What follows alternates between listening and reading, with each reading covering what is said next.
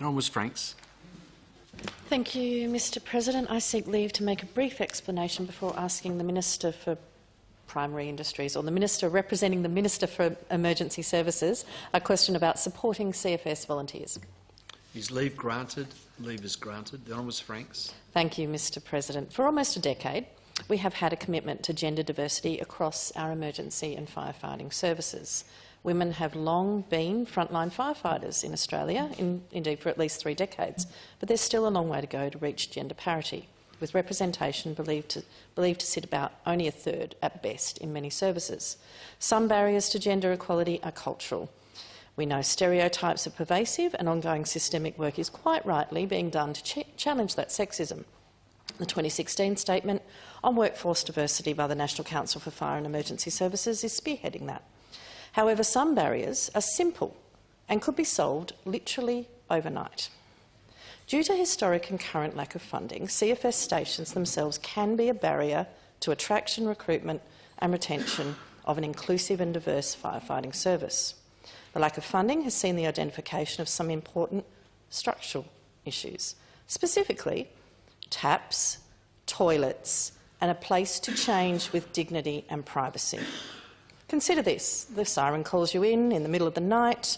You rush to service, but you have no underwear under your pyjamas.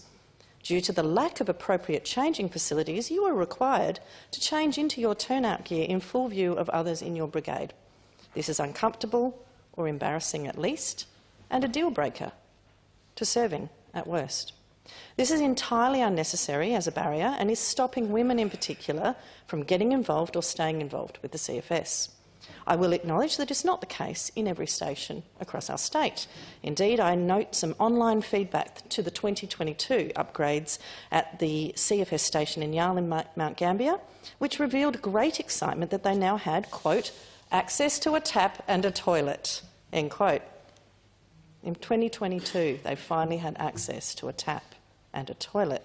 Again, picture, if you will, the need to use the bathroom, a basic human need, and the expectation that one will be able to take a slash behind the shed rather than avail themselves of a bathroom, which currently in many CFS stations is not there.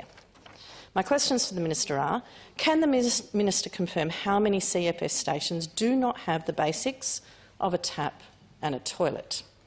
How many have no private change spaces and so require volunteers to potentially strip off in public in cases of an unexpected call-out?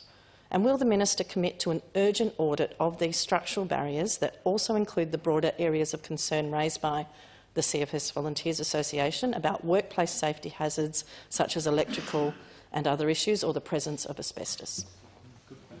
Call the Attorney-General. I thank the honourable member for her question, and as the Minister today, representing the Minister who represents the Minister, the honourable member refers that question to, I will refer that on to bring the honourable member back a reply.